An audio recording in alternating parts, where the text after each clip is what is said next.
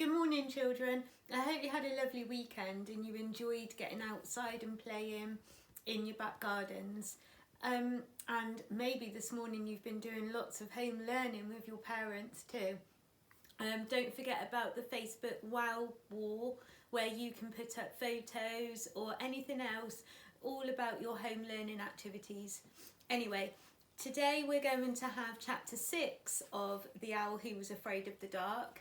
There's not many chapters left now, so I'm wondering if it's about time Plop did start trying to do that hunting with his dad.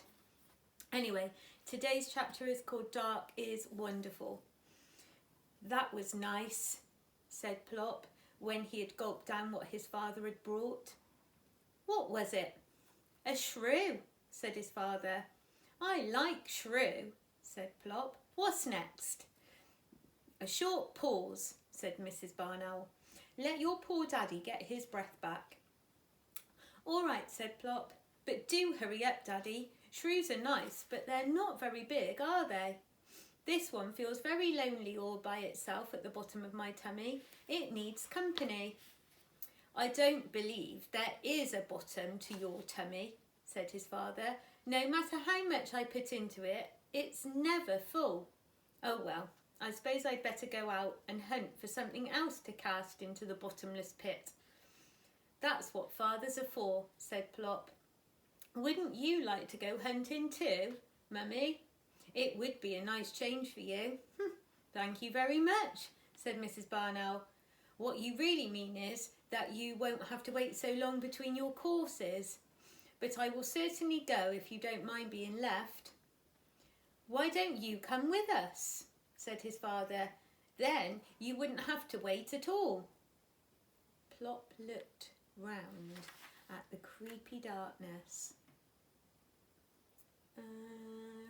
No, thank you, Daddy, he said. I have some more remembering to do. Righto, said Mr. Barn Owl. Ready, dear? Plop's parents took off together, side by side, their great white wings almost touching. Plop sat outside the nest hole and watched them drift away into the darkness until they melted into each other and then disappeared altogether. It was quite a long time because the stars were coming out and Plop could see a long way by their light with his owl's eyes. He remembered what his mother had said about dark never being black. It certainly was not black tonight. It was more of a misty grey, and the sky was pricked all over with tiny stars. Drat, said a voice from somewhere below. Plop stared and peeped down through the leaves. There was a man with some sort of contraption set up in front of him, standing there scowling up at the cloud which had hidden the moon. What was he doing? Plop shut his eyes, took a deep breath and fell off his branch. He shot through the air like a white streak and landed with a soft bump. Heavens, cried the man, a shooting star. Actually, I'm a barn owl, said the shooting star. What's that thing you've got there? A telescope, said the man. A barn owl, did you say? Well, well, I thought you were a meteor. How do you do? How do I do what? Asked Plop. Oh, you know what I mean. How are you? Hungry, said Plop. I thought you said I was a shooting star, not a meteor. A meteor is a shooting star. Oh, said Plop. What is the television for? Telescope. For looking at things like the stars and planets. Oh, can I have a look, please? Of course, said the man. But it's not a very good night for it, I'm afraid. It's too cloudy. I don't like the dark very much, said Plop. Really, said the man. How very odd. You must miss such a lot. Dark is wonderful. Tell me, said Plop, please. I'll do better than that. I'll show you, the man said. Come and put your eye. No, no, this end. Plop had jumped up, scuttled along the telescope, and was now peering backwards between his feet into the wrong end. "I can't see anything," he said. "You surprise me," said the man. "Try this end." Plop wobbled back along the telescope, and the man supported him on his wrist so that his eye was level with the eyepiece. "Now, can you see anything?" "Oh, yes," said Plop. "It makes everything come nearer, doesn't it? I can see a bright, bright star." "That must be very near." "Yes, it's just 54 million miles away. That's all." Million, gasped Plop. "Yes, that's Sirius, the dog star. You're quite right, it is one of the nearest." Obviously, millions were nothing to the man with the telescope. "Why is it called the dog star?" asked Plop. "Because it belongs to Orion, the great hunter. Look, there he is.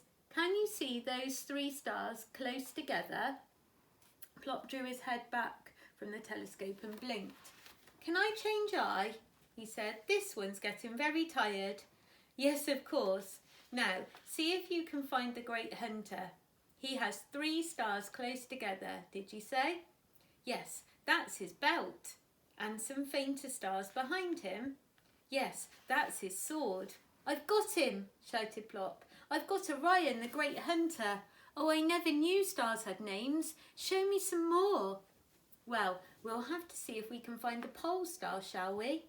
Hang on, I have to swing the telescope round for that."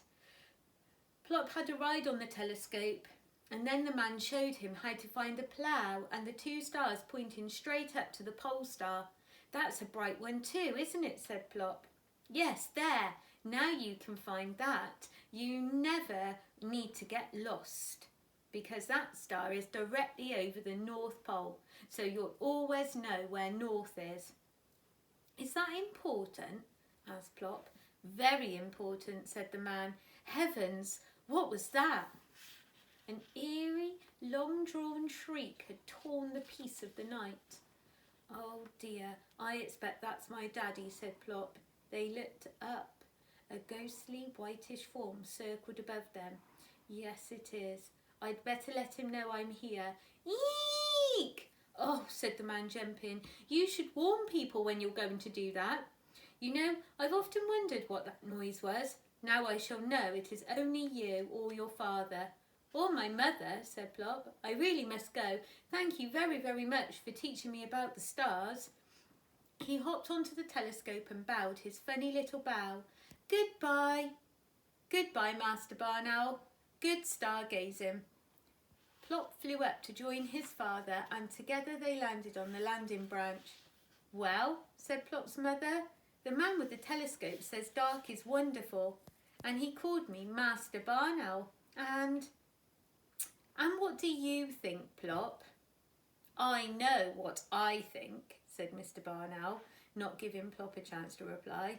"I think Master Barn Owl has got a bit of a cheek to send his poor parents on an absolutely urgent search for food and then not bother to be in when they get back. I thought you were supposed to be starving." "I am starving," said Plop. "But did you know that the dog star is 54 million miles away?" "Do you want your dinner or don't you?" said Mr. Barn Owl. "Oh, yes," said Plop. He gobbled down what his father had brought, and he gobbled down what his mother had brought. And not only did he not ask what it was that he had just eaten, but he did not even say what's next. What he said was, "Daddy, do you know how to find the pole star? Shall I show you?" "By all means," said Mr. Barn Owl, giving his wife a low wink. "Anything that can take your mind off your tummy like this must be worth seeing." Plop would not rest, and so neither could Mr. and Mrs. Barn Owl, until he had made quite sure that they could recognise all the stars which the man with the telescope had shown him. He was still at it at about 4 o'clock in the morning. "Now, are you quite sure you understand about the pole star?" he said to his mother, who seemed to be being a bit dense about it. I think so, dear, yawned Mrs. Barn Owl. You find the thing that looks like a plough but is actually the big bear, or is it a small bear? And the pole star is near the North Star? The pole star is the North Star, Plop said impatiently, and the 2 stars at the front of the plough point to it. I don't think you're really trying. You haven't been listening. Oh, we have, said Mr. Barn Owl. We have been listening for hours and hours. I think perhaps Mummy is just a little bit tired. But you must know how to find the pole star, said Plop, or you might get lost. I never get lost, said his father indignantly, and neither does your mother. Now be a good chap and go into the nest hole, and I'll see if I can find you something nice for your supper. You can have it in bed for once, Oh, all right, said Plop, but I really do feel that you should know about these things, and I'll have to try to explain again tomorrow. Mr. Barn Owl turned to his wife in horror. Oh no, not tomorrow night as well. I couldn't stand it. Never mind, dear, said Mrs. Barn Owl soothingly. You haven't had to do nearly as much hunting as usual. I'm not at all sure that all the stargazing isn't much more wearing than filling the bottomless pit, groaned Mr. Barn Owl. Oh, Daddy, Plop put his head out of the nest hole. Did I tell you about Orion? Orion is the great hunter and, oh, he's gone. Yes, dear, he must finish his hunting before it gets light, said his mother. Now, you get back in there and mind you wash behind your ears properly. I'm coming to inspect you in a minute. So Plop had his supper in bed, and then, like a real night owl, he slept right through the daylight hours. So that is the end of the chapter. It seems as if Plop is becoming a little bit more excited about night time. I think he's a real stargazer, that's for sure.